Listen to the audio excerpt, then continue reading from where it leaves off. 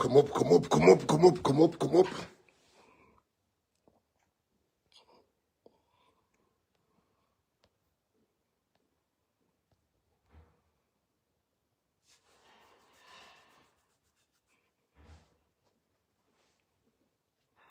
Wilma Wilson, Nant. Is net koud in die Joburg. Renee Elaine Batsies, Nant Press. Fiona Rademeyer. Janita Felix. Gay Liebenberg. How are you, Gail? Prophet J. Andy Domini. Neil Henson. Cornel Ryan.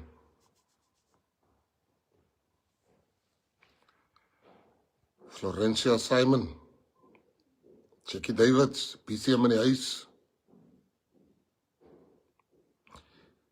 Mr. Hougans. Nadine Blou. Gladys Fischer.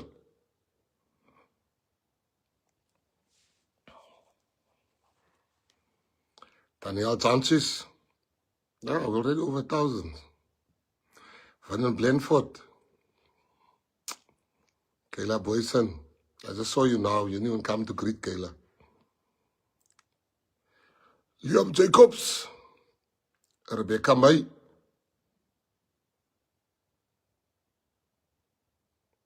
Renee Rochelle. Jennifer Ford. Craig Bekers.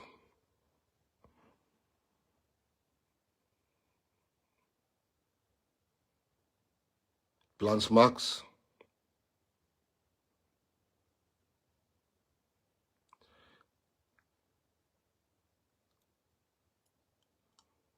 Chief Chaplain. David Adonis. Rodman Manuel. Ike Rasul.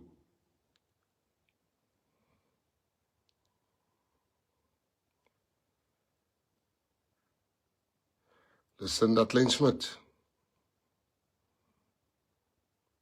Arishley Peterson. It's really cold today. Darlene Webster. Rian Peters.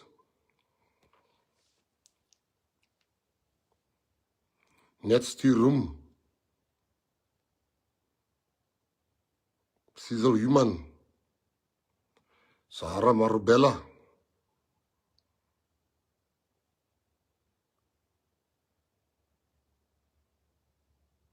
Elise Breiners. Dion Ferris. Geraldine Fontaine.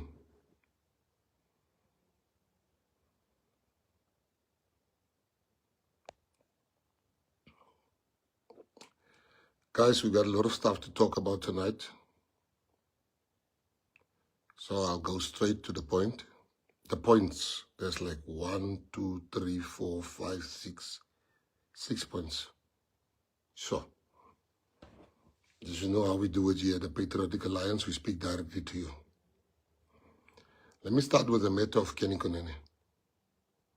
There's 2 matters of Kenny Kun that I'm going to bring up tonight.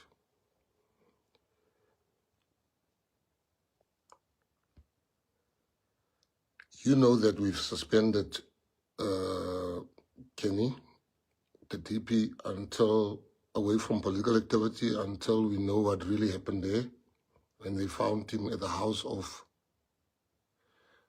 I forgot the guy's name, but some guy that was arrested. And the DP then resigned as a councillor. He then resigned as a MMC until further investigations. The DP then said, it's fine, investigate. I don't want to look like I'm interfering. So we then gave Leader Eugene a chance to look for a law firm that can do the investigation. We went through quite a few law firms because we didn't want a small one. because of our past associations with law firms. We had to look at one that has never done business with our companies, and we have no link to. I think the first three that we spoke to, a link could be proven. It could be proven that they've done business with our mines, they've done what, but we insisted on getting a big one. We finally got Clifford, Decker, and Hofmeyer. Clifford, Decker, and Hofmeyer, they will sign tomorrow. We'll sign the contract which they've already sent, and they will do the investigation. We want full transparency. We'll give you everything when the report comes out. Clifford, Decker, and Hofmeyer will not. We didn't want to take a small firm, then you say, our enemies will say, you took this one or that one. So that's the first thing you must know. Clifford, Decker, and Hofmeyer, the contract will only be signed though tomorrow. But that's the law firm. It's one of the biggest law firms that I know of. They'll be doing the issue.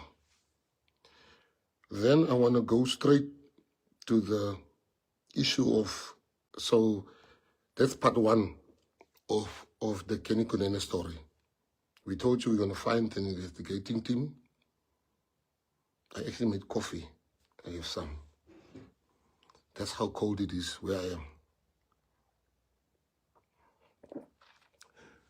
And the investigating team will then investigate. Me I believe in his innocence. Most of you do too. But we sometimes have a duty to have for things to be investigated. So now you know, we'll tell you before we start who the law firm is. The law firm is Clifford, Decker, and Hofmeyer. Right, that's the first one. The second issue I want to talk about is the issue of, I need to answer those things very quickly. There's this thing where is the most humiliating, embarrassing, angry. It's something that makes my blood boil. Because I never thought people will accuse me of racism. So I answer to the PA people. I don't answer to the Twitter mob. I answer to the people of the Patriotic Alliance. Our media has never had a time to this thing you can get an elementary student, a kindergarten student that is good to find out what I'm going to tell you now, if it's the truth or whatever. I'm still going to post everything that I'm saying here afterwards, just so that you can know that we're telling you the truth. Number one, in my entire life, I have never called anybody the K word. Never. Where's the victims? This is a political campaign driven by EFF together with some, they call them influencers on Twitter. Excuse me.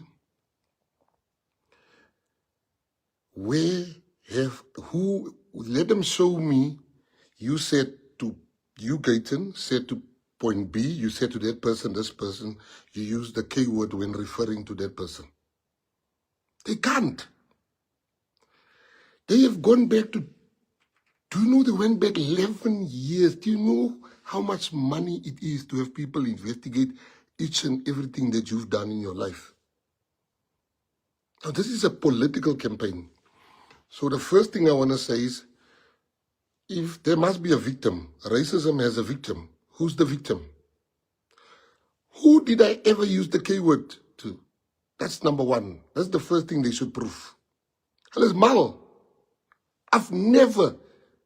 But I'm going to go deeper in tonight, Patriots.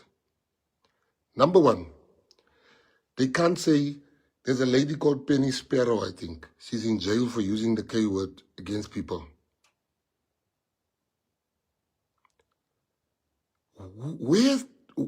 Can somebody tell me Where's the K word that I used against who? Who? That's number one. Number two, is there anybody in this world that can say, I've treated them, I've been racist with them? Anyone? I mean, is there anybody that can come out and say, all right, African people's experience with me? Is there any African that can come out and say their experience with me is racist? That I'm racist? No. And I'm going to prove to you stuff that I've done against racism. Now they bring out a tweet, which I'm going to post immediately after this. In this tweet, there's a person, let me just check the name. I have the name here and I've got a tweet here. There's a person here, I just want to get the correct name because people listen to these lives. All right, I found it. This person's account is called @Shakir_W.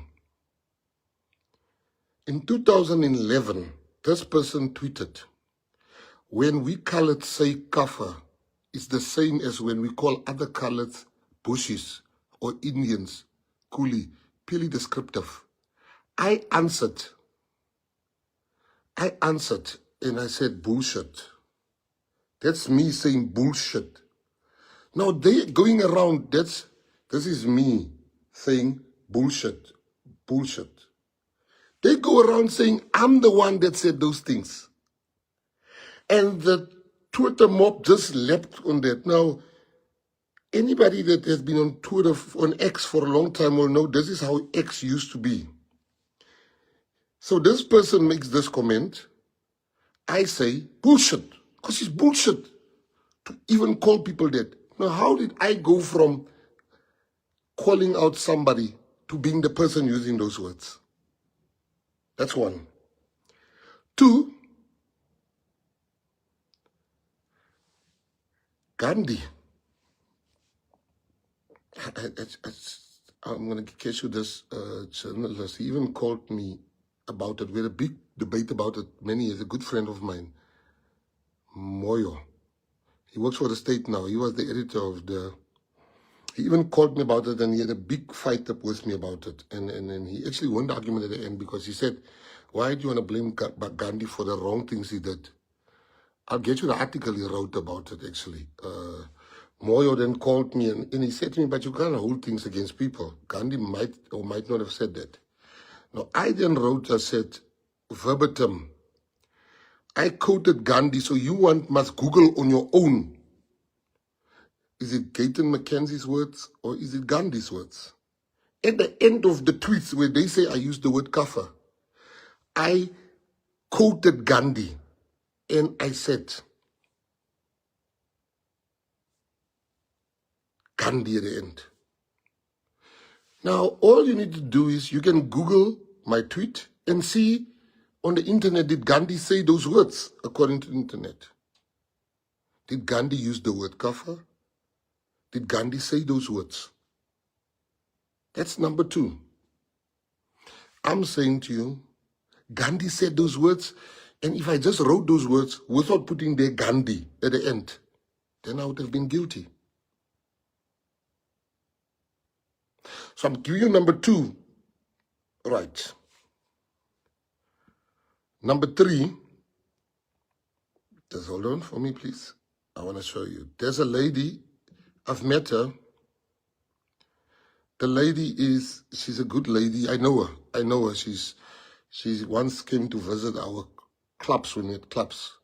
This lady posts, she tweets, she will buy sex toys for her daughter that's 10 years old. I say, shouldn't you wait when she's maybe 15 or so? 10 sounds, They say, I was saying I'm going to do that for my daughters. Really?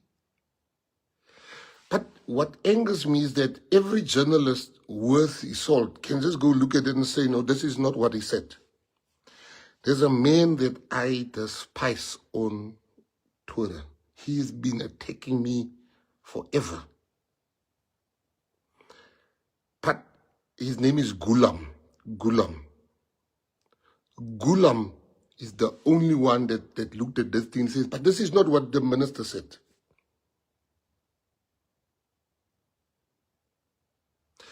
I was so shocked that Gulam is the one now saying, but this is not what the minister said. Gulam is saying, no guys, let's not do EFF mustn't come with stories. That's not what the minister said.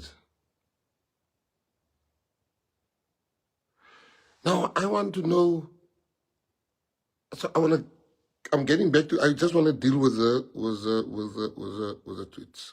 They say, I said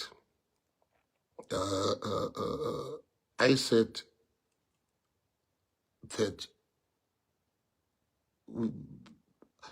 I think Nigerian women are ape-like and whatever. Yes. What is the context? There was a big tour, what we would call that time a Twitter war. Was us, and they said very bad things about South African women, and we were going up and down, up and down. That time I was not in politics. I was just a playboy that time, living my life, having too much money in a real sense. And I said, you mustn't say South African women. South African women are the most beautiful. They don't show you that part. He says, South African women are ugly. I said, your women look like apes. I didn't say that. Will I say that today? No. Should I have said it? I don't think no man should ever say a woman look like an ape.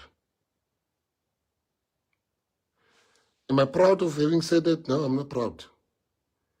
You know, I'll tell you a story. Like, this thing, there was a time when they would undermine, where South African women are being undermined by these foreign guys.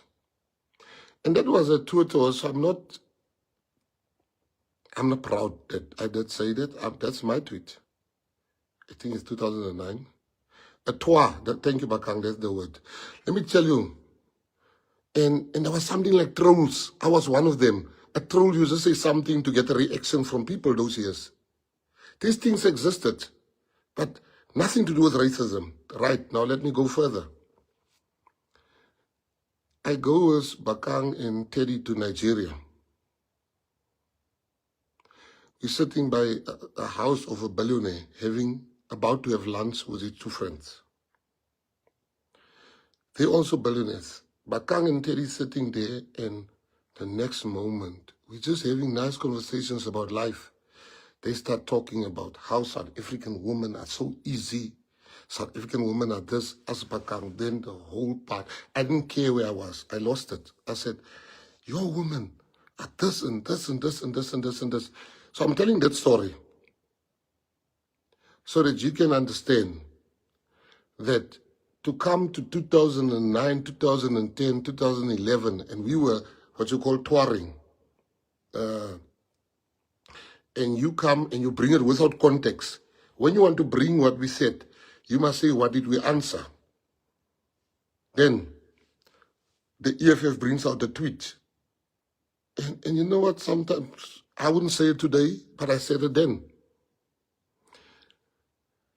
This guy said, like, it's always important to get the background of a story. This guy says, yeah, I think people that, I'm taking you through everything that is out there. He says, all the people that put people at the back of, all the white people that put people at the back of the bakkie, they're all racist and whatever. I said, hey, brah, but some of the people really think. And I did say that. And I wouldn't say that now, but I said it then. Am I proud? I'm not proud. But it's true. And you know it and I know it, that sometimes a person doesn't, you want to give a person a lift, but they're smelling. And I had to say that. Then they come for me where I said, if white people, if there's some white people that I would save, even before I save some black people. That's true. And there's some black people I'll save before I save some colored people. There's some colored people I'll save before I save some white people. If Charles, for instance, is an example I want to make. If Charles is in a fire. And another black person that I don't know is also in that fire. I'm first going to save Charles because he's my brother. Am I racist for that? No. I look after my friends first. That is, I know Charles is my brother. I would want my friends, if I'm in a fire, to take me out first. That's what I said. Now, I'm coming to the racism issue because that's the issue. I was speaking about anal sex. Just surprised, I wrote one of the biggest best-selling books on relationships. Everything about relationships. The book's name is The Uncomfortable Truth.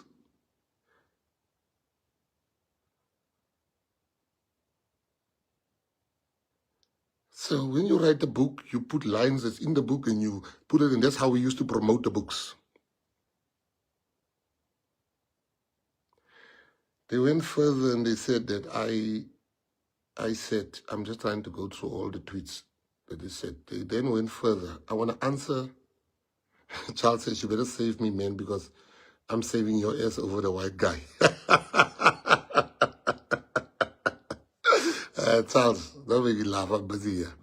So, that because then I want to come to the issue of, I want to just deal with everything tonight. Let me go back to Kenny. We used to have a businesses together with Kenny. And you must Google this that I'm telling you. Then we had a big fight. Because I was doing schools. I was going around schools to warn children about crime. And Kenny was investing his money. He was about to invest his money into, they still call it a blue movie. Blue movies. I don't know. They used to call porn movies blue movies. This thing was even in the paper. We had a massive fight with TP to say, he said, we're going to be the biggest blue movie company. I said, I can't do that.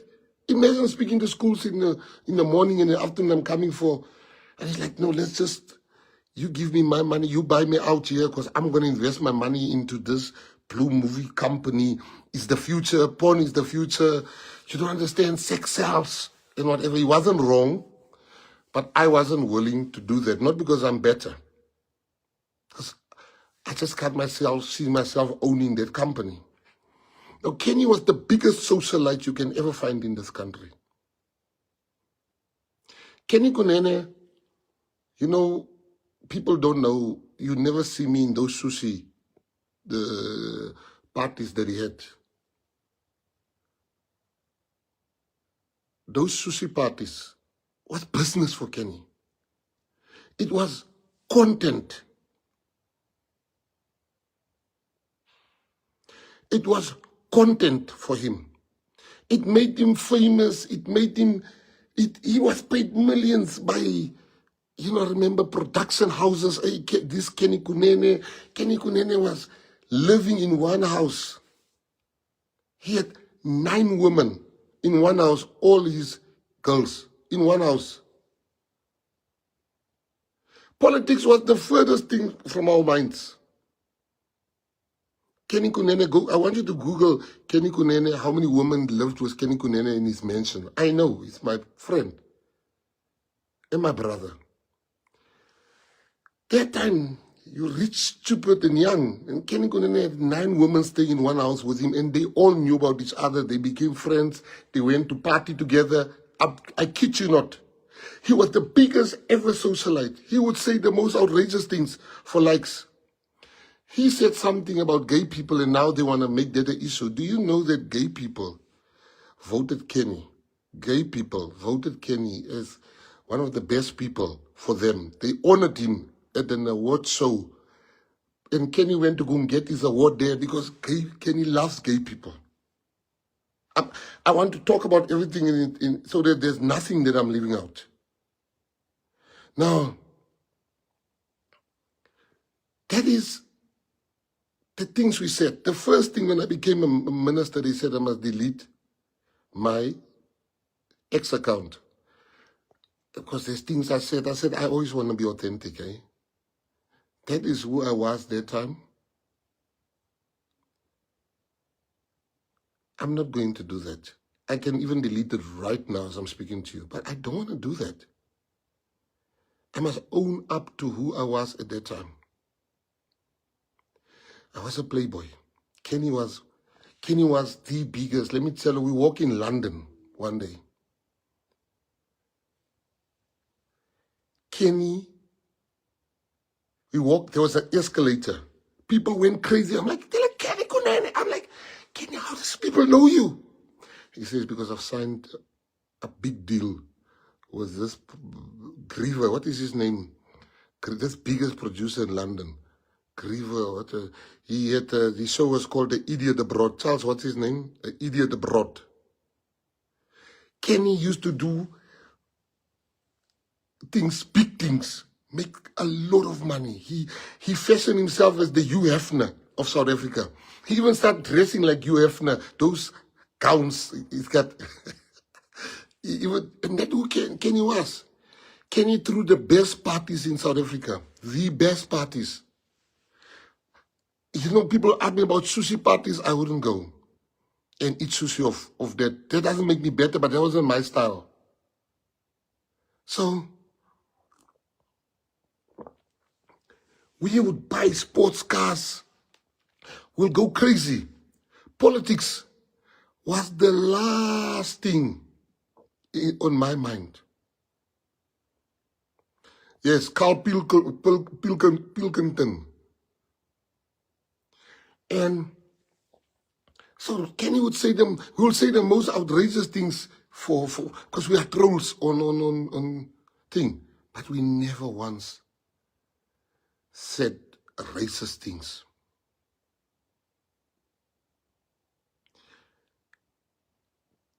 I cringe when I look at some of the things I used to say. I'm embarrassed.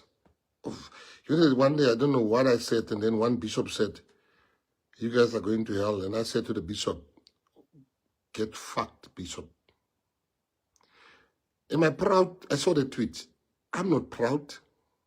I look at some of these things and I'm like, did I really say this?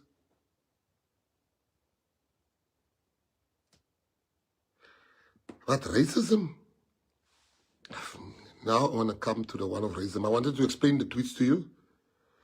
I'm going to post 2 tweets immediately after this. One where I was saying, where I tweeted, when I say black people, oh yeah, the other one is where I said black people will forever be poor and whatever. I was talking about us.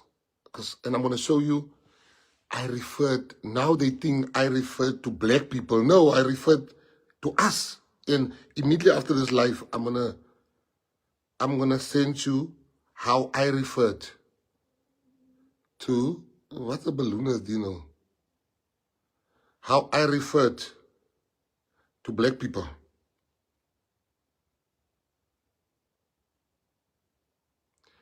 I referred to black people as us, which I'm going to explain.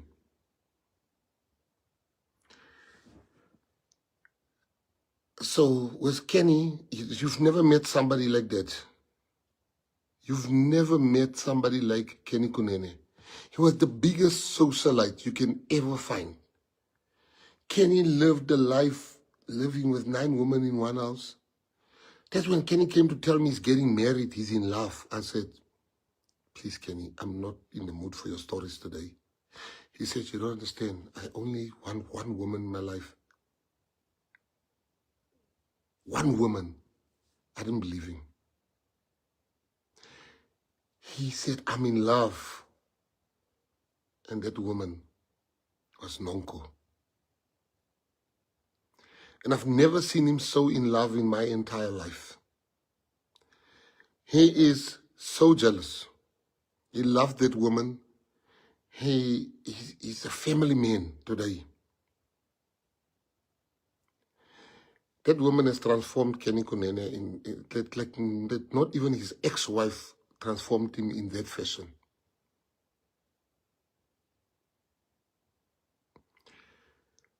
That man became a new man. He sold the clubs. He started this lifestyle of family. He is a different man.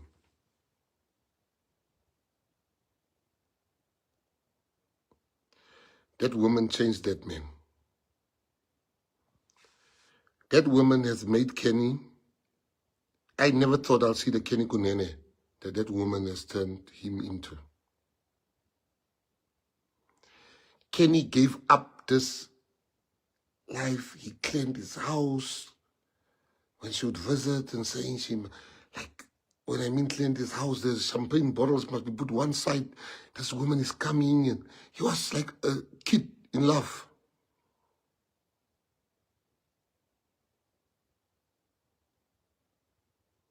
Right, so I answered that one. So I'm going to go through everything.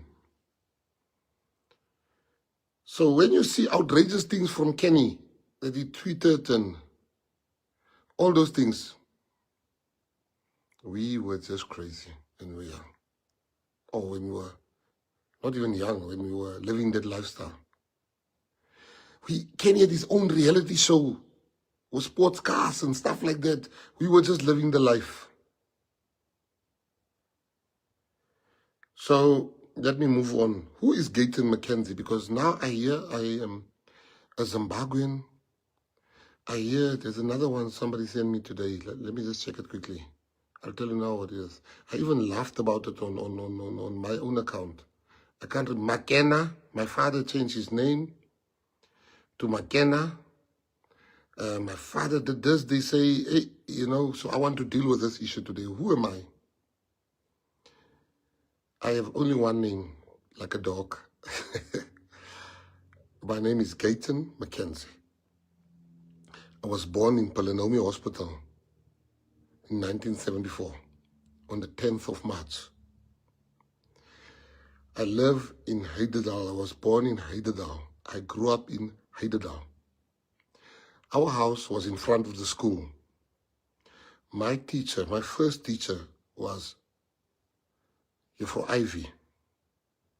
Patriots said to me, Alberto and them said to me, the other day they were doing work as PA, and she came, Juffrou Ivy, God bless her. Ivy Stallenberg is her name. That was my first teacher, Mrs. Ivy Stallenberg. And the PA people told me that she came there. I think they recorded it, Sperto. You can post it. And she said, do you guys know, Gaten was in my class. And I think they sent me a video, but I think the people from Bloem, if you still have that video, please send it. I went to Olympia Primary School. My first principal was Mr. Monty van der Merwe. He then died. I don't know, was it suicide, I think, when I was standard 3. I can tell you all my teachers, Mevrouw Nijke. I can tell you the one passed on this weekend. My heart was so sore, Minister Vries. He passed on this weekend. I was supposed to have gone to his funeral, but I couldn't make it. Mr. Vries. And this was Olympia Primary School. At the age of, when I was finished with primary school, I went to Heatherdale Secondary School. Heatherdale was the school just opened. So we were the first students. We were the first students in that school. We were the first students in that school. And while we were at the school, and this is where it gets interesting, and I want to tell you, my cousin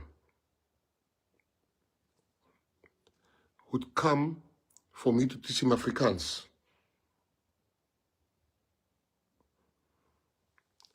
And my cousin would come from the township and to teach him Afrikaans. But my cousin didn't have textbooks. So I said, why don't you have textbooks? And he said to me that black people don't get textbooks for free in the township schools. I said, what? I then, as young as I was, arranged a march. I still have the pictures of me with my Mandela t-shirt. I arranged a march with some leaders, and we marched. The first time colored people in my area, we marched to the township in solidarity with the kids because we got free textbooks. We then said, we're not going to write exams. And I was leading that whole protest. Now the whole Hidedal is watching. Someone that's watching. Somebody can come out and say, you lie. I'm telling you, that's why I want to come out and be totally transparent. We have gone, we marched, the cops were looking for us, we were toy-toying. I remember we decided we're not going to write exams. And there's children, people that was with me in one class. And we said we're not going to write exams. And I woke up one day, and my friend Dorian Campbell, I couldn't get hold of her. And Dorian is busy, they're busy writing exams, Dorian Campbell and them. Dorian is probably on this life.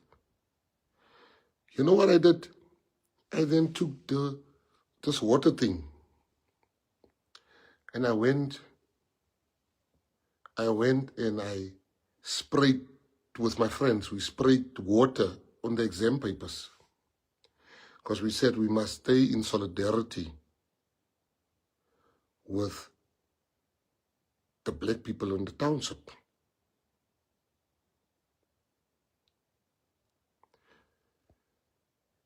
And I got the attention of leaders in the ANC then, and I would attend meetings. Now let me stop there and come to my main point of who I am. I have my father. I've never met my grandparents. Never met them. I had one died 2 days after. 2 days after I was born, on the 12th of March, he died. My father, I couldn't understand my father, his sister, why are they so white-skinned? And they said, and I was told no. And I had like China eyes with blue eyes. My eyes changed color. And I couldn't understand, why do I sometimes have blue eyes? What's wrong with my eyes? Why is my eyes like a China? And my father said to me, because your grandmother is Irish and your grandfather is Japanese. I'm like, huh? Do you have pictures? And he says, I have pictures. I still have those pictures today. My mother is a black Sotho woman. Now, I have never loved anybody until my kids arrived more than my mother. Never. I have never loved anybody more than my mother until my kids arrived. My mother is a black Sotho woman. 100% Sotho. My grandpa on her side is Sotho. My family on that side is Sotho. That's why I am fluent. Ke tseba bua Sesotho. Ke bua hantle. Ha ona ntseba ka Sesotho. Ntho ka buang ka Sesotho nka o mamela nka o jwetsa hore wa ntseba. Ke bua Sotho se paqameng. Ke tseba Sotho se paqameng. Ke bua from the home, hailale. Ke tseba bua Sotho hantle. My mom taught me. My family, my black family, African family taught me. On my father's side, we were speaking Afrikaans. I wrote my matric paper in Afrikaans.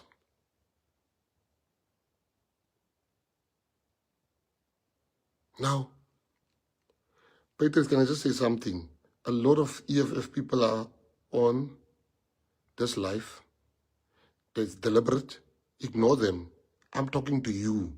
I could have gone and have a press conference. I could have gone and done this. All I'm going to do is release a statement tonight. But I wanted to speak to you because you're always defending me. So you must know who I am. I know you believe me.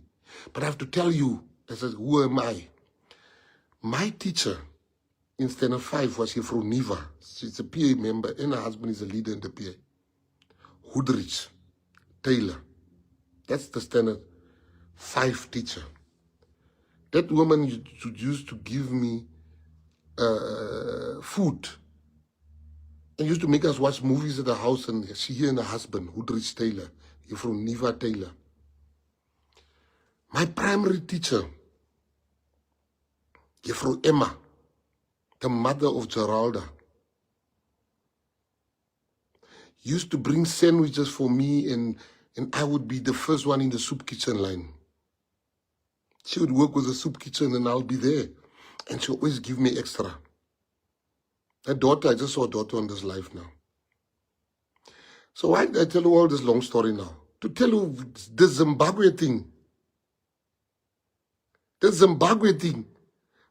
My first time in Zimbabwe was when Kim, me, her mother, her father went to Zimbabwe in 1996. We went on holiday at Vic Falls at a place called, because Kim wanted to bungee jump so badly. I'm like, and that was the only place I think she wanted to bungee jump from.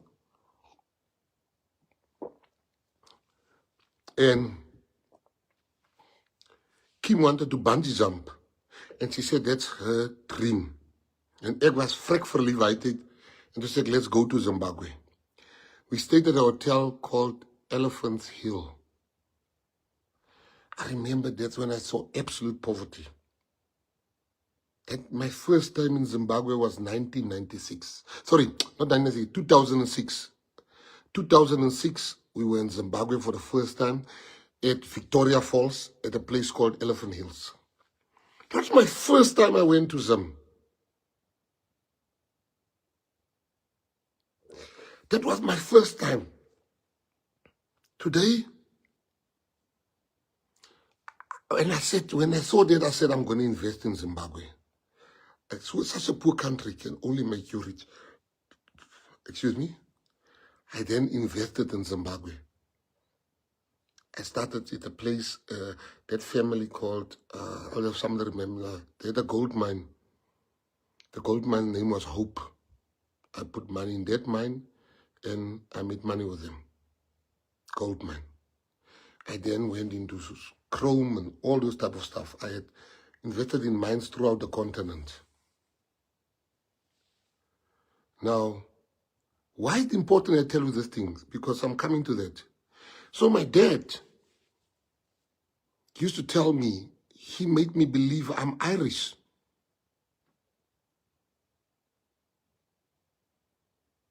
He would say, we Irish, we Japanese. My dad would tell me stories. They're busy blocking all these people, don't worry. My dad would tell me stories. From my mom's side, weekends I will be with my cousins in the township. So I always saw myself as black. Growing up, staying in Hidedal, talking Afrikaans, going to Afrikaans school. My sister Sutu was very bad. She didn't know Sutu like me because she was always sitting in the house. Sutu was always suspect. Even today, I think. Yeah. My uncle, I was with him last night at the football. Green eyes, white as the night. My father's younger brother, Palala. My auntie, Umahoho, looks like a white woman, as Donique. So, as a child, I grew up, and this is where it gets interesting, because the reason why I'm explaining that is because race is something that I've learned this week, South Africans don't understand. Now, for me to be using the K word and to be racist, are you saying that I hate my mother? Are you saying I hate, I'm even getting emotional. Are you saying I hate Marang because I'm a godfather to Marang? Are you saying that I hate my godchild? Are you saying I hate Kenny Kun? Are you saying that I'm black, I'm colored, I'm mixed? I never knew who I was. I speak Tswana, I speak Sotho, I speak Afrikaans, I speak English, I speak a little bit of Sepedi. I grew up. One day my father said, "You're not black. Stop saying you're black. You're not black. You're not black." My dad would say to me, "I'm not black. You colored." When I'm with my dad, I'll be colored. When I'm with my mom, and my mom will say, we are from chiefs. You have royal blood in you. We are from chiefs. Your father was a chief. She told me a story of her family, the Silibalos, that helped the king of Lesotho to win the war. I grew up with all these rich stories of who I am. I spoke Afrikaans all my life. Afrikaans is my first language. Sesotho is my mother's language. I grew up with a white culture that my father instilled in me. Charles said something. We were at the... Charles, where were we where you said, "Oh my word, gee, I saw you." Charles, you can text here. We were somewhere, we were lots of Afrikaner guys, and you're like, "Gee, you fit in so nicely." I said, "Because I grew up with the culture of Boet and Sarki." Now, for some of you who don't understand, why am I telling you all of this? I'm telling you all of this so you can understand I'm not a Zimbabwean. I'm telling you all of this to tell you that who my primary teachers were, who my high school teachers were. I'm telling you all of that to tell you which hospital I was born at. Now, you believe me, I know, but I want to kill this thing once and for all. I don't know how to speak Shona.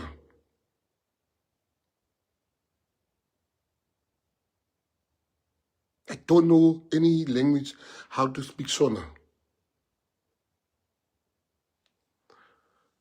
I grew up with that contradiction. Now, let me go to the most important one. The mistake many Africans make, and the mistake many coloreds make, is the following.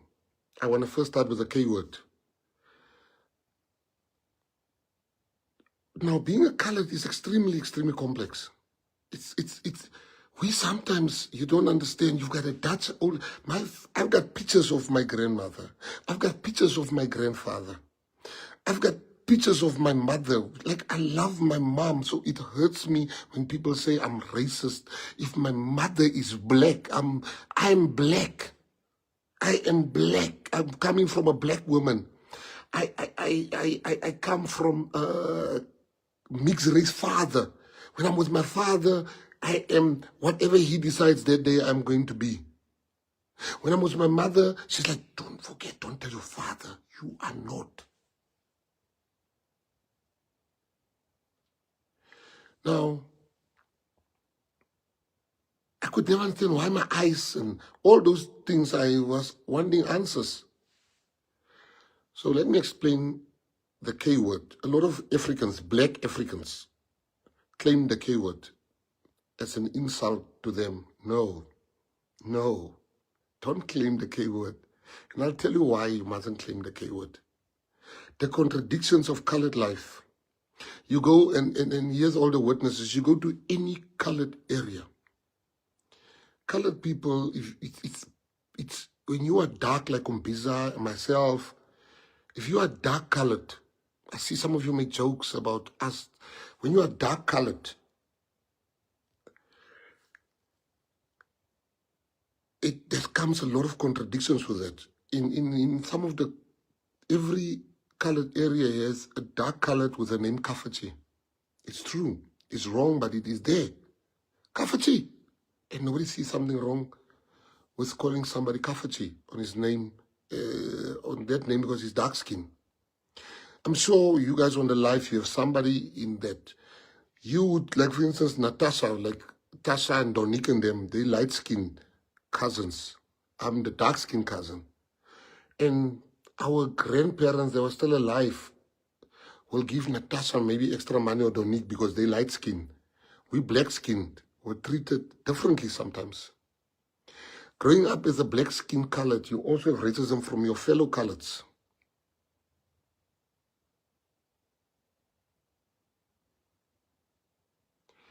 We had racism from our lesser. We had racism from Istruam, from the dusty streets of Heidelberg. We had racism in, sometimes you will be hearing at school, Han, Chokafa, from a fellow colored. And you know that to be true. That's the contradictions of colored life. When you're dark-skinned colored, you will experience that word more from your fellow colored sometimes than what black people would experience from white people, because there's racist white people also, but they don't go to the township and call people the K word.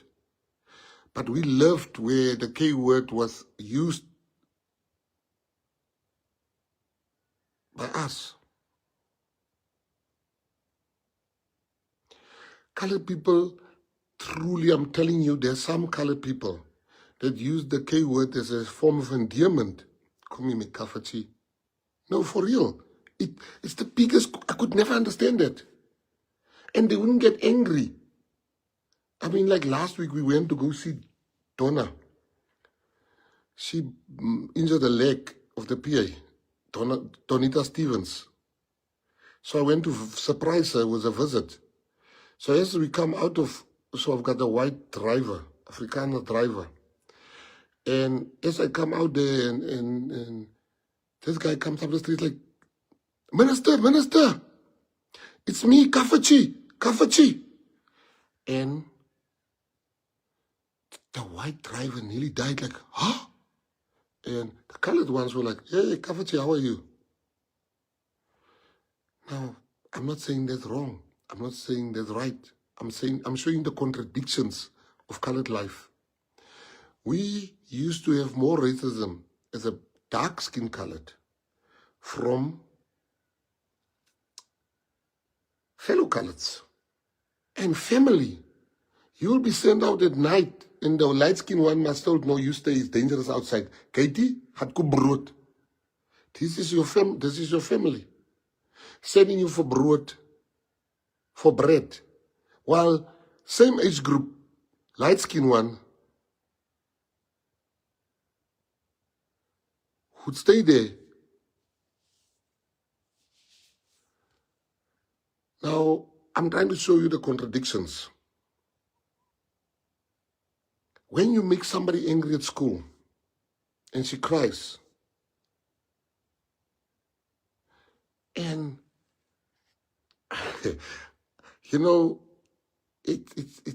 colored life is complicated.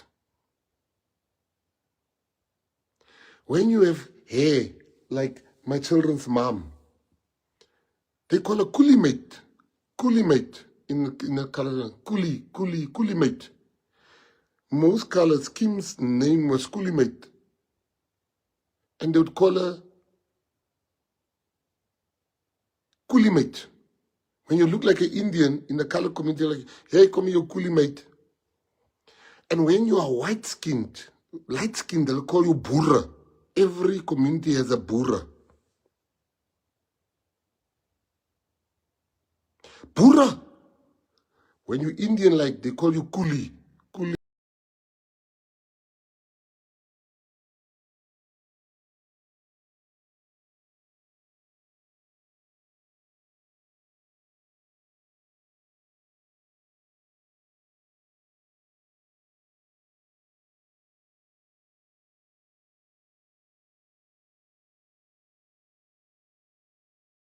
Mate. Hey, coolie mate, which is the term derogatory.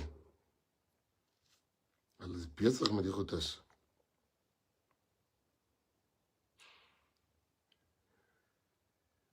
Now, I never saw myself as anything else than black. I talk about ourselves. In the colored community, if you don't have hair, nice hair is a big thing. If your hair straight, they call you coolie and whatever. And our people have many contradictions. Now, let me move on. What a lot of my African black friends don't understand. You say colors don't be black. We are black in terms of the Constitution.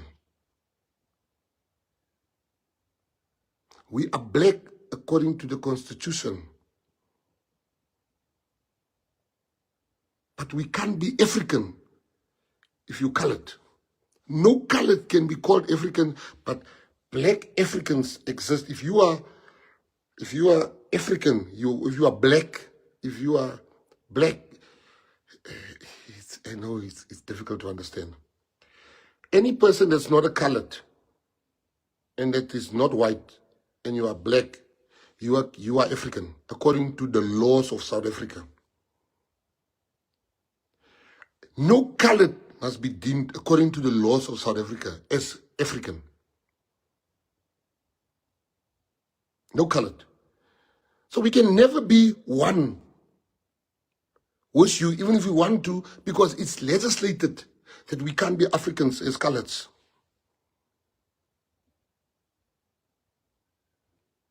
We are black. Indians are black, coloreds are black, but they're not African.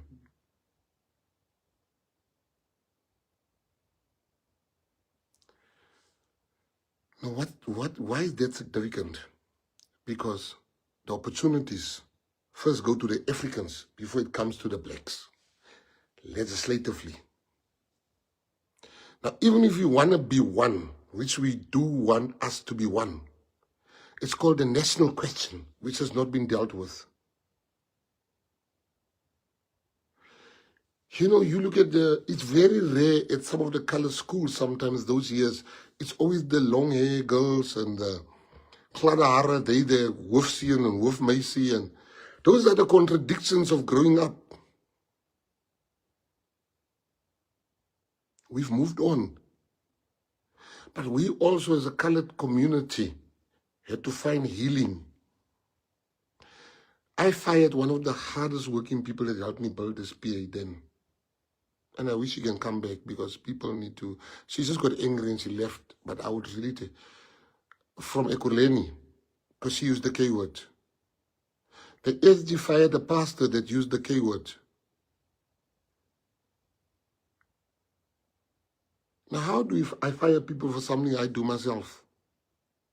But I'll give you the reasons of why this is happening. Now, if you want to get to me, accuse me of everything, not racism. I'm black. I'm colored. I'm everything. I'm mixed. That's who I am. I speak all those languages. I speak the language of the white man, the colored man. I speak the language of the black African man. Now, don't come with me with lies. And people are jumping on the bandwagon, you're racist, you're racist, you're racist, you're racist, you're racist. You are a victim of a orchestrated campaign. Imagine, think back, you know how deep they had to go to come to 2011. And then EFF, Mashaba, he's got problems in his own party. People are leaving, joining us, joining everyone.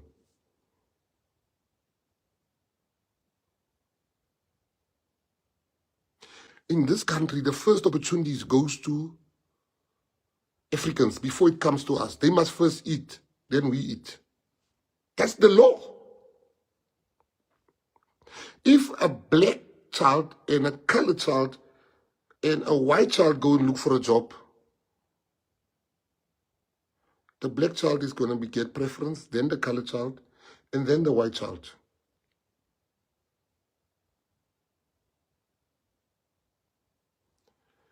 Now, I must tell you why there's a campaign against me and what happens. So in this country, people are scared to say it and they're scared to stand up. I was a member of the African National Congress.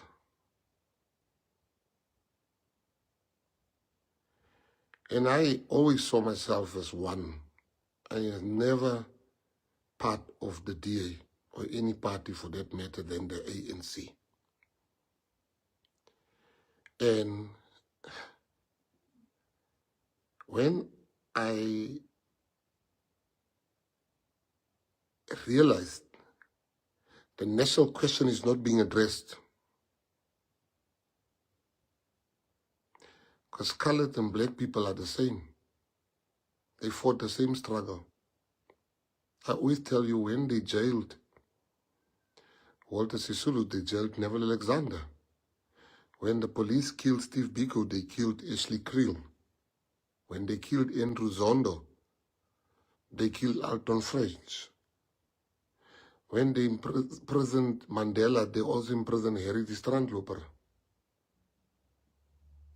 When they hanged Solomon Mahlangu, they also hanged Rivers. When they, June 16, we had the Etlun massacre.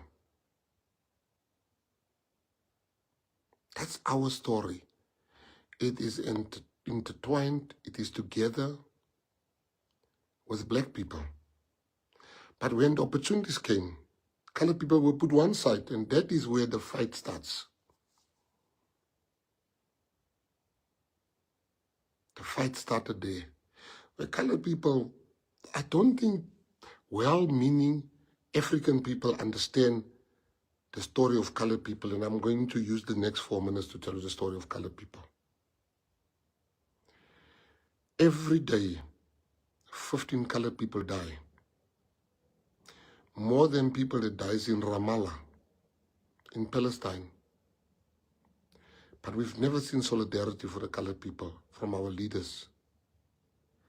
But every day we saw them wearing scarves, flags. They never had moments of silences for our children that die. 3 weeks ago, one weekend, 23 people died. There was not one moment of silence. There was no flag. This fight, gangster fights, has been going on for the past decades.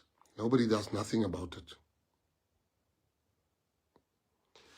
I am the one, when there was in Menenberg in 2013, when 83 people died over the period. Every day was 5, 6 dying in Menenberg. I took the leaders of the Americans and the HLs, the hard-living kids. I made peace there together with my team and Daniel's father and all those people. We made peace. In Worcester, when the people children couldn't go to school, Mckenzie went there with his team. Last year, when there were, which place was it? We went to go make peace between the gangsters. And I want to prove that I want you to know that the guns that kill colored people all come from the police force. And that will be what I'm going to take to the commission. How come for 3 decades the police guns are killing people and nobody really, they've only had 2 arrests, I think. Vieri and those people, when they were investigating colored policemen, when they cracked this case of who gives the guns,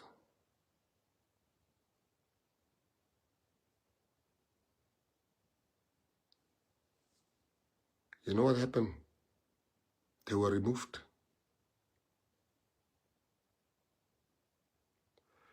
Colonel Kanye was shot dead in front of his house because he was also making inroads. So what am I trying to tell you? I'm trying to tell you that colored people is nothing in South Africa. And that's the truth. They didn't have a political home. They first voted for the ANC. Then the ANC didn't treat them well. They then went for the DA. And then the DA didn't treat them well. But they were stuck.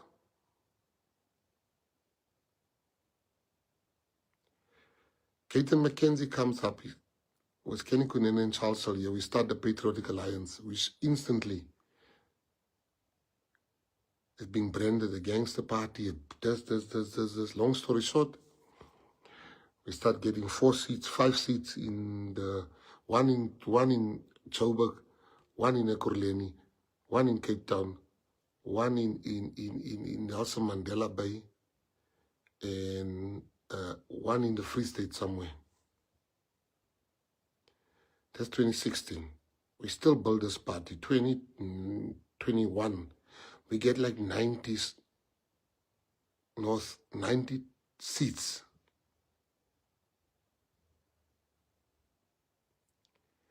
2024, we get 9 seats in Parliament.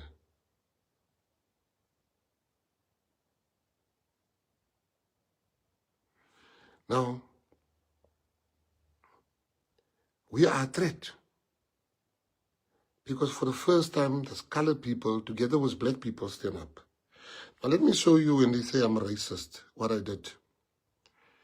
I saw when we were sworn in Parliament that we have no black person there. We have no white person there. I removed a colored to make space for a black. I removed another colored to make space for a white, because I want all races to be represented. In the city of Cape Town, I looked at the councillors and I saw there's no black councillor. I then put a councillor. That councillor then wasn't performing. I then replaced that councillor with Bongi, another black councillor in the city of Cape Town. I put Beauty. Beauty was not supposed to be a MMC. I said, no, we're taking out the colored, we put a black. And we put Beauty Charlie in as the MMC then.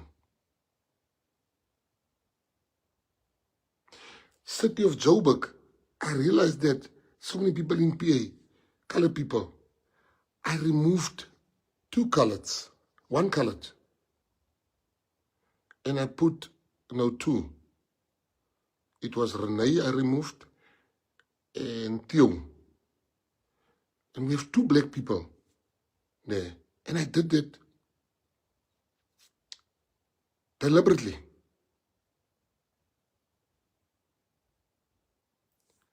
When we had to put a MMC, a MEC in Gauteng, I put a white guy there. Because representation matters to me. I was a racist when I grew up because I was like, why? My dad says we also part white, but why don't we live like white people?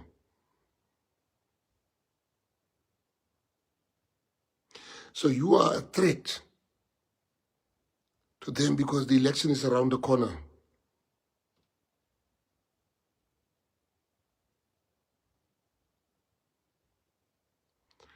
So anybody that can say, you say to this person, the K word, and whatever, I've explained that to you now. Come with me, I'm black, I'm colored, I'm mixed race. If I go to sit in, like yesterday, this morning, I was having breakfast at a quick meeting this morning in Bloem at stadium. It was 2 black people. We were talking so today, the whole meeting.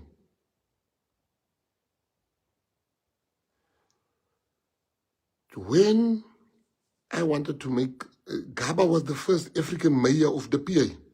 This just reminded me. Now, is this the actions of a man? They say, oh, he hates gay people. Gay people, me. Me. I'm not even going to defend that one because PA people know how I feel. So I want to just say to everybody here,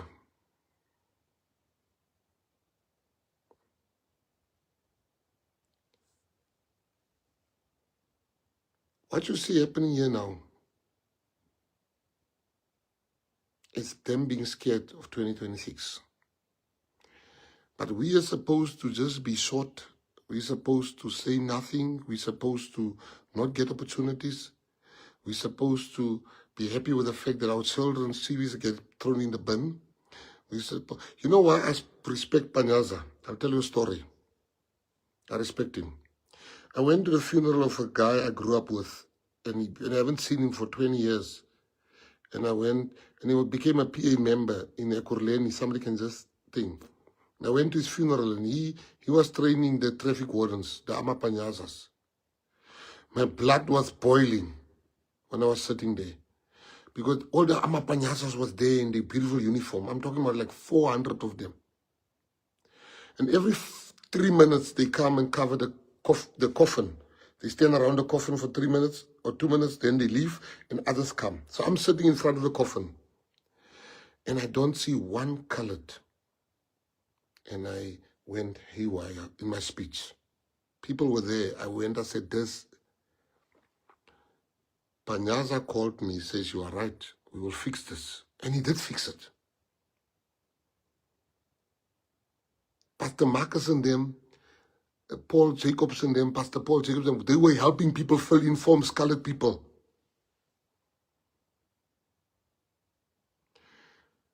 So as a minister, people thought I'm going to fail. So there's a concerted effort to get me out.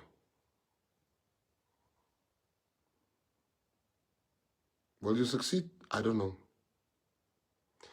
But I'm just grateful for the opportunity that I've been given to be a minister. Whatever happens to me, I'm going to go and work the ground for the PA after this. But you see, I want to tell all of you, and you know it, you can deny it, you can do everything. The reason why you're all coming for me is because I stood up against racism, against colored people. Where they said colored people are having a relationship with their children, their sisters, and their cousins. When you said colored people are crazy. And I don't believe in cancel culture. I believe in restorative justice. I believe in consequence culture. I can never destroy those kids. It was never the intention. But I want to make sure, because if I don't show those kids the error of their ways, I'll be destroying them. But colored people were supposed to say nothing. Yes, yes, we are incestuous. Yes, yes, we are crazy. That date is over. That time is over. Let me tell you something. I respect the president of the country so much. And I will never, ever have anything bad to say about him. Because I've seen the hard work that he puts in. But unfortunately for some of you, I'm really not desperate for the job. I've had my own protectors. They're still getting paid, although they're not protecting me. I've got cars, I can drive myself. These things are not phasing me of having a driver. I've had those things. Everybody knows that. I took this job because I want to deliver a service. So this campaign to get me out with stories and lies that I'm a racist,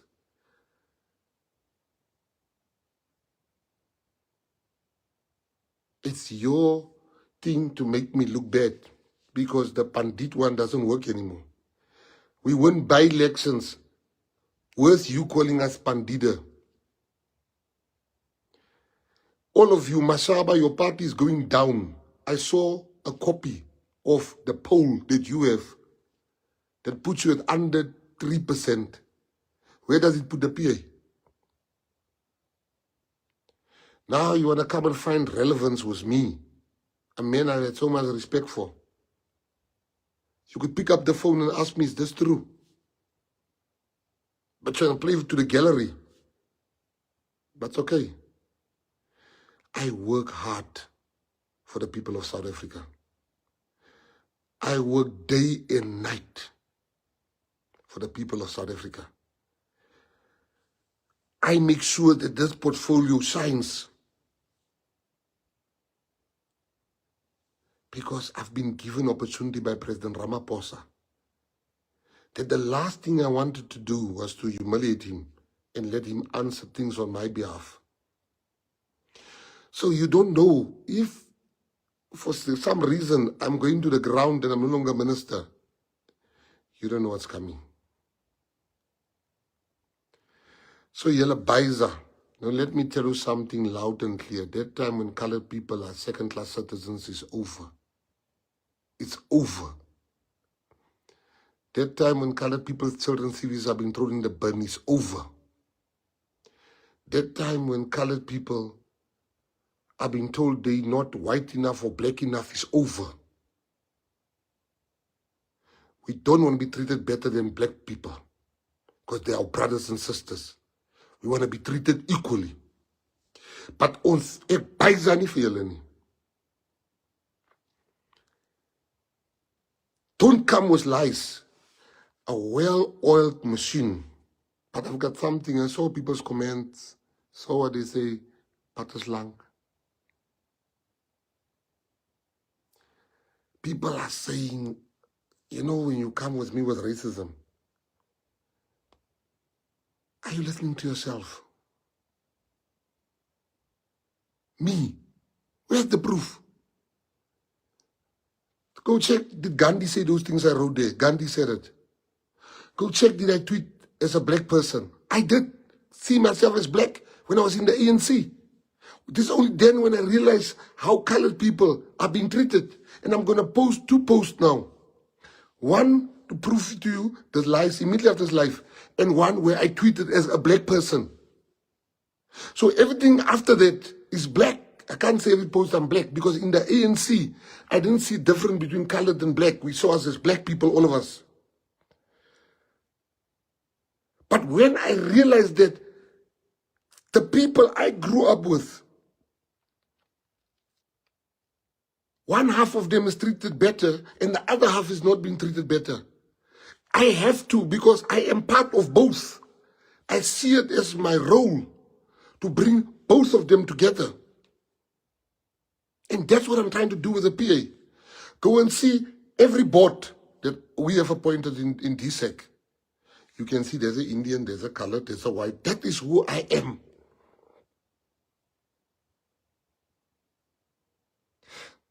So Mashaba is now jumping on, trying to be relevant also as a Gayton name because he sees the Gayton Mckenzie name sells newspapers. It's Gayton, yeah, it's Mashaba, it's Malema. Malema can't have a press conference without speaking about us. Doesn't speak policies. He speaks gossip about Gayton. It's like he speaks about Gayton gossip. I don't know why have I become so important that people sell newspapers with my name.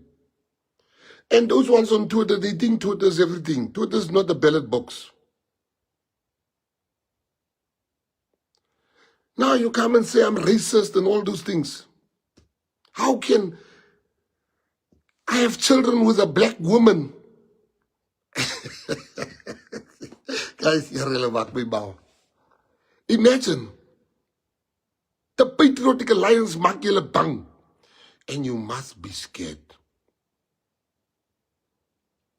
We took from the ANC in Sutherland. We took from the DA in Mossel Bay. The PA is the only party in the city of Joburg, other than the ANC and the DA, that is won an award. Not even Mashaba could win an award. PA is the only party in the city of Cape Town, outside the ANC and the DA, that won an award, Kensington. PA is the only party in Drakensberg, outside the ANC and the DA, that won an award. You have reason to be scared. Ons paisani. Ons paisani. Ons is van die PA. We are coming for 2026. We are contesting 4,400 wards. And the majority of the wards that we are going to contest in is considered black wards. Is that the actions of a racist party with a racist leader? You see, the whole world can turn against me. I'm used to that, but not Patriotic Alliance members. That's why I came here today to tell you. The media is full here. They can write whatever part they want to write. But the good journalists will say, let me go look at those tweets. Yes, there's things that we all said that we're not proud of. I'm not proud of some of the things I said. But don't come here and give me selective tweets. Some of the tweets is not even mine that I see now floating around. People now making AI tweets and just say it's me.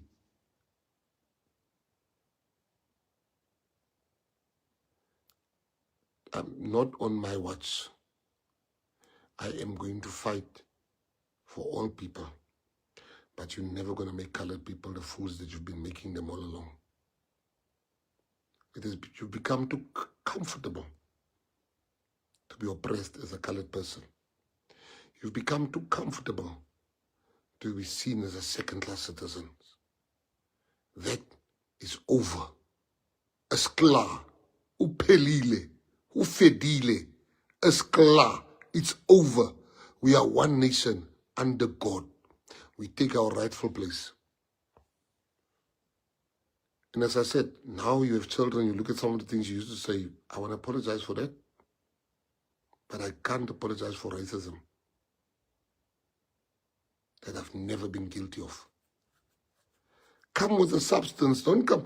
All those things I want Liam and these people that likes to research. Go see the things they say I tweeted. Did I tweet or did Gandhi say that? Oh, here's the last one I forgot. I despise the term black diamonds. Don't call me a black diamond. You're basically saying I'm better than other black people. I hate that. I tweeted to say, you are actually saying I'm a better K. I've never seen myself as a colored when I was in the ANC. Because I never saw myself as black. I saw myself as both. Because colored and black was ANC history. Same struggle, same people. So you can write all the nonsense you want to write. I'm just happy for one thing. They've reported me to the Human Rights Commission. They've reported me to the Ethics Committee. Now people can investigate. So I've decided I'm not going to resign. You guys are calling for me to resign. I'm not going to resign. I've got work to do for South Africa. I must unite the races. And they very strategic. They know social cohesion is part of our job. And you can't really do the job if you yourself are racist. So I know why am I being fought. Because for the first time, we are finding our way. And I lead that.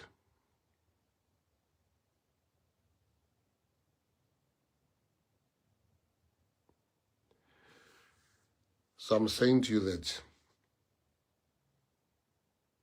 if you've never said anything or written anything that you're not proud of in your life, may God bless you, continue to bless you. But some of us said things that we're now older, you look back, you're like, did I really say that? Yo, I shouldn't have. That wasn't cool. But racism, never. Accuse me of having been an asshole. I'll plead guilty to that. Accuse me of being insensitive at times. I will on social media. But don't come with racism. Asshole, I'll plead guilty. Insensitive to people's feelings, I'll plead guilty. Stupid, I'll plead guilty. But never racist. I can't be. Against who? Only white people can maybe say, you've been racist. Then they would have a case against me. But how do I be racist against my own? I can't be.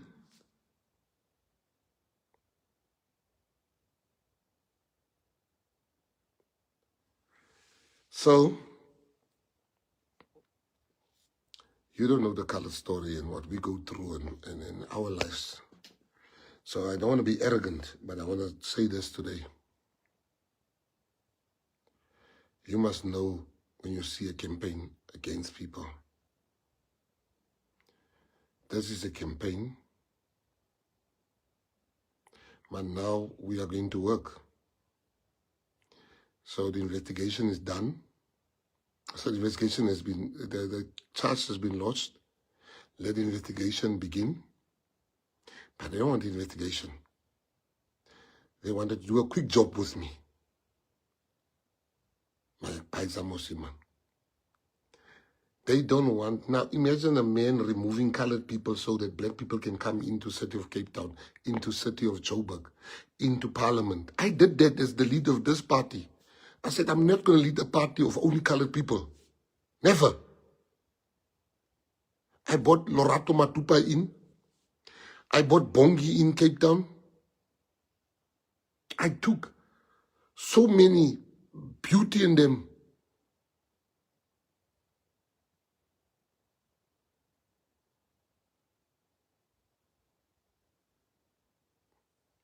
They want us out of the GNU so that they can come in.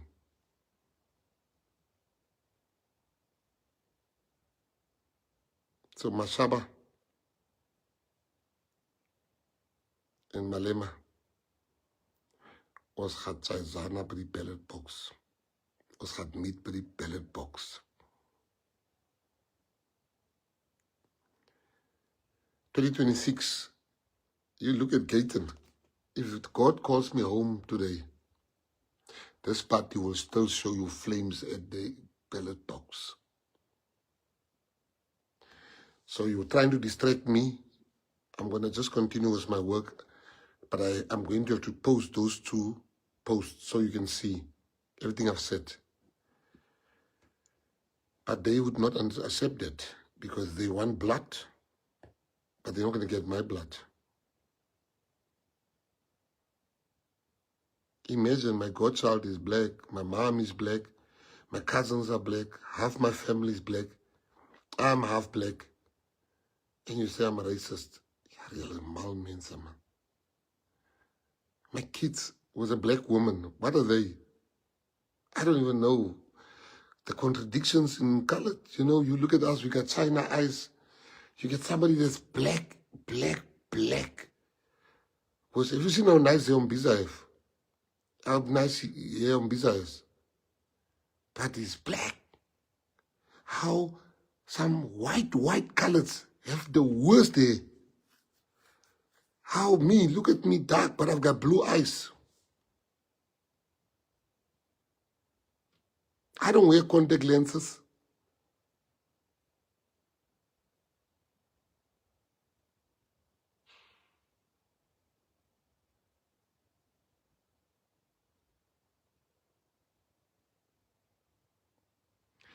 I don't wear contact lenses. So how can I be racist if against myself, against black people if I'm black?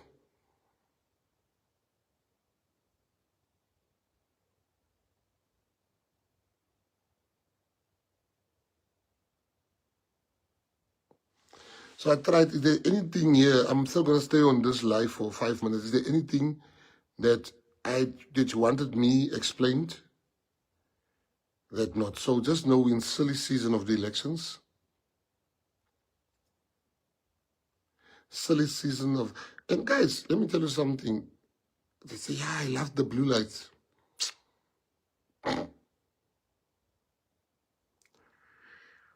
Yeah. And I want to thank everybody that sent messages, that's praying for me, because I need prayer. People are just silly out here.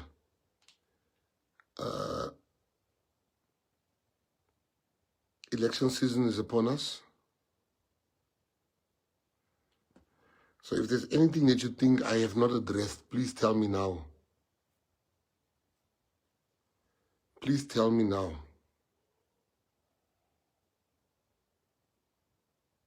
So that I can be transparent with you.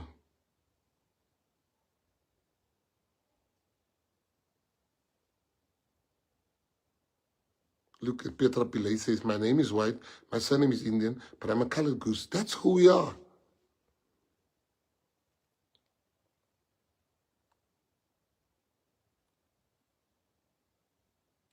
So,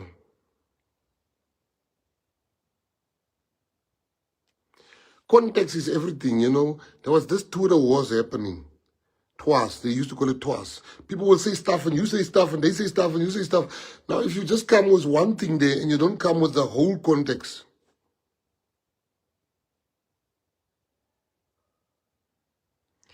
So the reason why it took so long tonight, I'm so sorry, an hour and a half of your time. I wanted you guys to know you have the true story. I'm going to post those 2 tweets just to show you. I tweeted as a black person. So when I speak about black people, I speak as myself.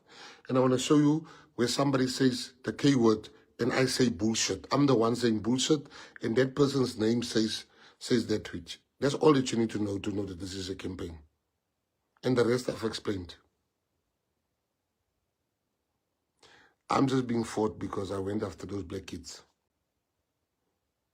And I never wanted to cancel them. I don't believe in cancel culture. I believe in consequence culture. So, at Baizani, whatever happens, happens. If I have to come to the ground, I will be there. With Baiza Mosiman. We know where we're going to. Salute. Thank you, guys. Cheers. Check my 2 tweets. Cool. My 2 postings here. I'm going to post these.